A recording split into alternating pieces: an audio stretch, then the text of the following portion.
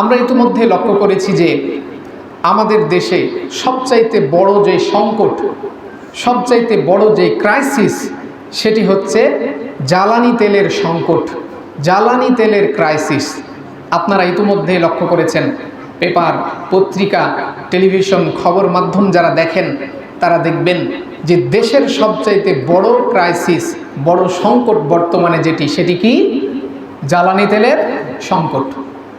তাহলে আজকের জুমা থেকে আমরা এটাই জানব যে এই দেশের সংকটময় মুহূর্তে, এই যে দেশের সংকট যাচ্ছে, মানুষ এত কঠিন অবস্থা পার করছে, তো এই সংকট, জ্বালানি তেলের সংকট কেন হলো এবং এখান থেকে পরিত্রাণের উপায় কি, ইসলাম কি বলে, কিভাবে এই সংকট কাটিয়ে ওঠা যায়, আজকের আলোচনা থেকে আমরা সংক্ষিপ্ত আকারে এটিই জানবো ইনশাআল্লাহ। সম্মানিত হাজিরিন, দেশের এই যে পরিস্থিতি, এই সংকটময় পরিস্থিতি তৈরি হলো, এটার পিছনে কারণ কি? এটা কি এমনি এমনি তৈরি হয়েছে? এমনি এমনি কি সংকট তৈরি হয়েছে? বলেন সবাই, এমনি এমনি হয়নি। কারণ তো একটা আছে, কারণ তো কিছু আছে, কোনো কারণ থেকেই তো এই সংকট তৈরি হয়। তাহলে কেন এইরকম কঠিন সংকট তৈরি হলো আমাদেরকে জানতে হবে। সম্মানিত হাজিরিন, এই যে সংকটময় পরিস্থিতি, এটা কিন্তু ভয়াবহ পরিস্থিতিতে রূপ ধারণ করেছে। বর্তমানে আপনারা দেখেছেন যে বিভিন্ন জায়গায় এই তেল নিতে গিয়ে মানুষ মারা গেছে এবং মানুষ আহত হয়েছে, এবং ঘন্টার পর ঘন্টা তেলের পাম্পের বাইরে দেখবেন লম্বা 1 কিলোমিটার 2 কিলোমিটার ধরে কি মোটরসাইকেল, গাড়ির লাইন দাঁড়িয়ে আছে। ব্যাপক সংকট। অনেক মানুষ রাস্তাতে গাড়ি নিয়ে বের হয়ে গাড়ি ঠেলে নিয়ে আসছে। নড়াইলে পাম্পে তেল নিতে গিয়ে ওই পাম্প মালিক যখন তেল না দিয়েছে, তখন যারা তেল না পেয়েছে তারা ওই পাম্প মালিককে ট্রাক চাপা দিয়ে মেরেই ফেলেছে। নাউজুবিল্লাহ। চিন্তা করেন, তাহলে সবচাইতে বড় সংকট এবং ক্রাইসিস দেখা দিয়েছে তেল সংকট, তেল ক্রাইসিস। তো যেহেতু এটি সমসাময়িক একটি বিষয়, এটি আমাদের সবার মাথায়, এটি এখন এই বিষয়টি নিয়ে আলোচনা। তো আজকের জুমা থেকে আমরা এটি জানব যে এটির কারণ কি এবং এখান থেকে পরিত্রাণের উপায় কি। সম্মানিত হাজিরিন, চলুন আমরা সংক্ষিপ্ত আকারে এই যে সংকট তৈরি হলো, তেলের সংকট কেন তৈরি হলো, আমরা একটু দেখি।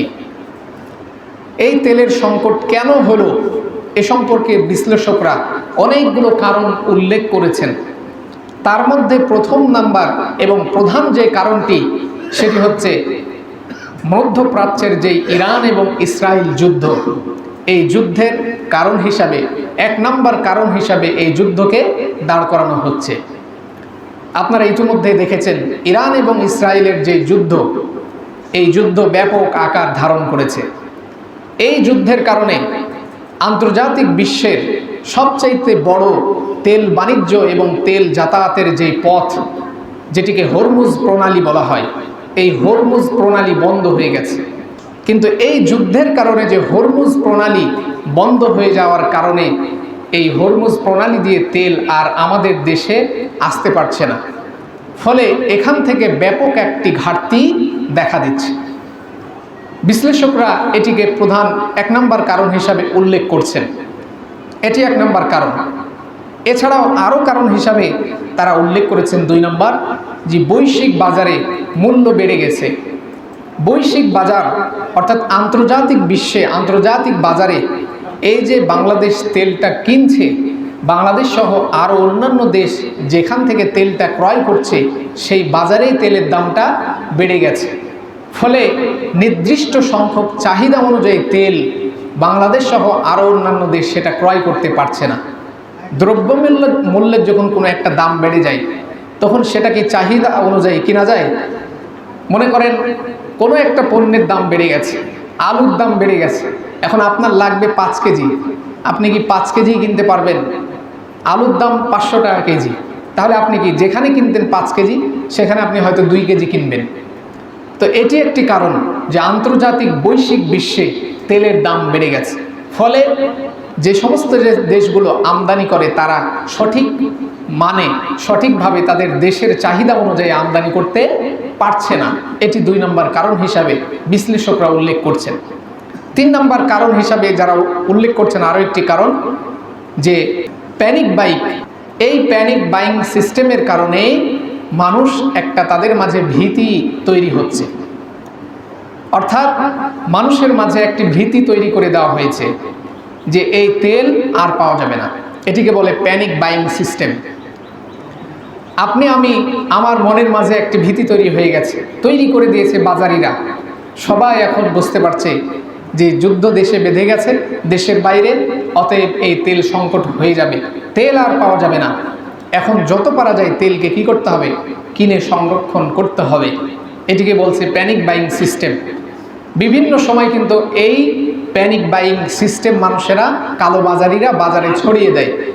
কিছুদিন আগে দেখবেন, আপনারা দেখেছিলেন যে লবণের দাম কি অনেক বেড়ে যাবে, অনেক বেড়ে গেছে, এরকম একটা নিউজ প্রচারিত হয়ে গেছিল না? এটি বলে প্যানিক বাইং সিস্টেম, যে মানুষের মাঝে একটা ভীতির সঞ্চার তৈরি করে দেওয়া। যখন এই খবর ছড়িয়ে পড়েছিল যে লবণের দাম অনেক বেড়ে যাবে, তখন মানুষ কি একেবারে সমানে লবণ কেনা শুরু করেছিল, যে 10 দিন পর হয়তো আর কোনো লবণই পাওয়া যাবে না, খেতেই পাওয়া যাবে না, এখন আমরা লবণ সংগ্রহ করি। পেঁয়াজের দাম মাঝে মধ্যে বেড়ে যায়, শুনতে পাওয়া যায় যে দাম অনেক বেড়ে গেছে। তো এই যে ভীতির সঞ্চার, এটি একটি বড় মাধ্যম, সংকটের একটি বড় মাধ্যম। মানুষের মাঝে একটি ভয় ছড়িয়ে গেছে যে আর হয়তো 10 দিন পরে কোনো তেল পাওয়া যাবে না, গাড়ি আমরা রাস্তায় বের করতে পারবো না। এটি আরেকটি কারণ। 4 নম্বর কারণ হিসাবে বিশ্লেষকরা উল্লেখ করছেন যে বাংলাদেশে মজুদ সংখ্যা একেবারে সীমিত, পর্যাপ্ত পরিমাণে মজুদ ব্যবস্থাপনা নাই। বাংলাদেশ অন্য দেশ থেকে তেল আমদানি করে পর্যাপ্ত পরিমাণ যে মজুদ করে রাখবে এবং দেশকে প্রায় 1 বছর বা 6 মাস বা 2 মাস যে সার্ভিস দিতে পারবে, এই রকম মজুদ ক্ষমতা বাংলাদেশে নাই। এক্ষেত্রে সমস্যা হচ্ছে, এক্ষেত্রে এই সংকটটা তৈরি হচ্ছে। আমরা ইউসুফ আলাইহিস সালামের জীবনের কথা একটু আগে উল্লেখ করলাম যে যখন কোনো কিছুর ক্রাইসিস দেখা যায়, যখন কোনো কিছুর একটি সংকট দেখা দিবে, ধারণা পাওয়া যাবে, তখন দেশের প্রধান কাজ হচ্ছে সেটিকে পর্যাপ্ত পরিমাণে মজুদ করা। তবে এই মজুদের ক্ষেত্রে সাবধান হতে হবে। মজুদ যদি ভুল পথে হয়ে যায় তাহলেই সমস্যা। মজুদ করবে রাষ্ট্র ব্যবস্থা, পর্যাপ্ত পরিমাণে মজুদ করবে রাষ্ট্র ব্যবস্থা, এবং রাষ্ট্র এটাকে মজুদ করে দেশের জনগণের কল্যাণে এটাকে কি করবে, বিতরণ করবে, সবার মাঝে পৌঁছে দিবে। কিন্তু বাংলাদেশে মূল সমস্যা হয়েছে এটি যে পর্যাপ্ত পরিমাণ মজুদ সরকার ব্যবস্থা না করে বরং কালো ব্যবসায়ী, কালো বাজারিদের হাতে এই মজুদ ব্যবস্থা চলে গেছে। ফলে মজুদ হচ্ছে ঠিকই, কিন্তু এটি সরকার মজুদ না করে বরং মজুদ করছে কারা, কালোবাজারিরা। একটি চক্র, একটি সিন্ডিকেট তৈরি হয়ে গেছে। ফলে তারা এই তেলটাকে নিজের কাছে মজুদ করছে এবং উচ্চ দামে, অনেক বেশি দামে এটাকে বাইরে বিক্রি করছে। তো এটি একটি ক্রাইসিস, এটি একটি সমস্যা, তেল সংকটের এটি একটি সমস্যা। সম্মানিত হাজিরিন, এই যে 4টি কারণ, তার থেকেও বড় ভয়ানক একটি বিষয় হচ্ছে যে বাংলাদেশে যেই বর্তমানে তেল সংকট দেখা দিয়েছে, এই তেল হচ্ছে পেট্রোল, অকটেন, ডিজেল, অর্থাৎ যানবাহন চলাচলে যে তেল লাগে সেটি। কিন্তু আন্তর্জাতিক বিশ্ব থেকে যে তেলগুলো আসে সেগুলো ভারী তেল, অর্থাৎ সেগুলো বিভিন্ন কারখানা, বিভিন্ন শিল্প, কলকারখানা, ইন্ডাস্ট্রি, মিল, ফ্যাক্টরি, এগুলো চালাতে ব্যবহৃত হয়। এগুলো আসে বাইরে থেকে। কিন্তু বাংলাদেশে যে ইজি বাইক, তারপরে মোটর বাইক, তারপরে যে সমস্ত গাড়িগুলো জ্বালানিতে চলে, এগুলো বাংলাদেশে পর্যাপ্ত উৎপাদন হয়। বাংলাদেশে ডিজেল, অকটেন, পেট্রোল এগুলো উৎপাদন হয়, নিজস্ব কলকারখানা থেকে এগুলো উৎপাদন হয়। এটি আপনারা দেখবেন পেপার পত্রিকায় যে বাংলাদেশে তার চাহিদা অনুযায়ী পর্যাপ্ত তেল উৎপাদন বাংলাদেশেই হয়। তাহলে সংকট কেন? বাংলাদেশেই তো তেল উৎপাদন হচ্ছে, ডিজেল, পেট্রোল, অকটেন উৎপাদন হচ্ছে, তাহলে সংকট কেন হলো? এর পেছনে সবচাইতে বড় কারণ হিসাব উল্লেখ করছেন বিশ্লেষকরা যে এই সংকট হচ্ছে মজুদদারিতার কারণে। কিসের কারণে? মজুদদারিতার কারণে। এই তেল, এই যে প্যানিক সিস্টেম তৈরি করে দিয়ে মানুষের মাঝে ভীতি সঞ্চার করে দিয়ে কালোবাজারি একটা সিন্ডিকেট ব্যবসায়ী যারা রয়েছে তারা এই তেলকে মজুদ করা শুরু করে দিয়েছে।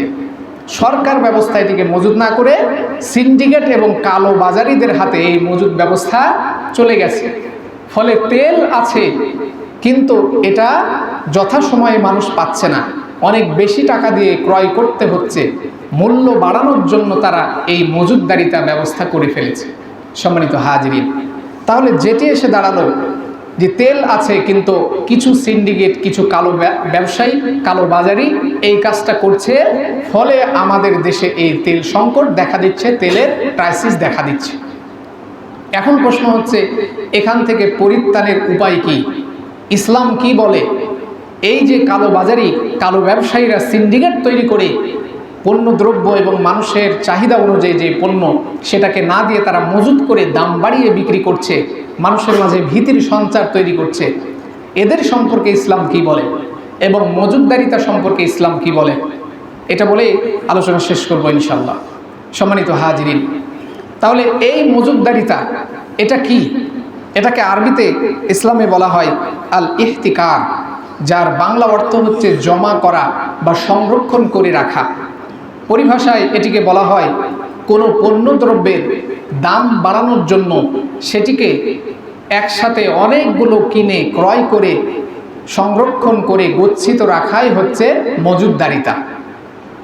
অর্থাৎ আমি একটা বস্তু এখন ধান, চাল অথবা কোনো একটা বস্তু মানুষের কাছে অনেক দামে বিক্রি করব, এজন্য সেটাকে একসাথে অনেকগুলো কিনে গুদামজাত করে রাখলাম, স্টক করে রাখলাম, যে অনেক দামে বিক্রি করব, মানুষ যেন কষ্ট করে কিনে, এটাকে বলা হয় মজুদদারিতা। তো এই মজুদদারিতা ইসলামে রয়েছে দুই প্রকার। কয় প্রকার? দুই প্রকার। সবাই বলেন কয় প্রকার? দুই প্রকার। এক নাম্বার প্রকার হচ্ছে যেটি হারাম নয়, যেটি হালাল, অর্থাৎ সংরক্ষণ করার জন্য। আমরা আলু কোল্ড স্টোরে সংরক্ষণ করি না? তো এই কোল্ড স্টোর যদি না থাকতো আলু সংরক্ষণ হতো? পচে যেত না, কৃষকরা সময় মতো পেত না। তো এই যে সংরক্ষণ করে যথাসময়ে পৌঁছে দেওয়ার জন্য যদি মজুত করা হয়, এটি হালাল, এটি বৈধ। কিন্তু দুই নম্বরের যে প্রকার, যে মানুষের কাছে পণ্যদ্রব্য বেশি নেওয়ার জন্য, পণ্যদ্রব্যের মূল্য বেশি নেওয়ার জন্য, মানুষকে কষ্ট দেওয়ার জন্য যদি সংরক্ষণ করে রাখা হয়, গচ্ছিত রাখা হয়, তাহলে এটি ইসলামে চূড়ান্তভাবে হারাম। কি? সবাই বলেন কি? হারাম। এ ব্যাপারে কোনো আলেমদের দ্বিমত নাই। সকল ফকিহ এবং ইমাম এবং ইসলামিক স্কলার সবাই বলছেন যে এইভাবে যদি কেউ পণ্যদ্রব্য, মানুষের নিত্য প্রয়োজনীয় কোনো বস্তু এভাবে দাম বাড়ানোর জন্য সংরক্ষণ করে রাখে, তাহলে এটি অবশ্যই কি হবে? হারাম হবে। এ ব্যাপারে কোনো দ্বিমত নাই। কোরআনুল কারীমে এই ব্যাপারে সূরা তাওবার 34 নম্বর আয়াতে এসেছে, আল্লাহ তাআলা বলছেন ওয়াল্লাযীনা ইয়াকনিজুনা আয-যাহাবা ওয়াল ফিদ্দাতা ওয়া লা ইউনফিকুনাহা ফী সাবিলিল্লাহ ফাবাশশিরহুম বিআযাবিন আলীম। আল্লাহ তাআলা বলছেন যারা নিজেদের স্বর্ণ, নিজেদের অর্থ ভাণ্ডার, স্বর্ণ রৌপ্যকে একসাথে গচ্ছিত রাখে, আল্লাহর রাস্তায় দান করে না, তাদেরকে কঠিন যন্ত্রণাদায়ক শাস্তির সুসংবাদ দাও।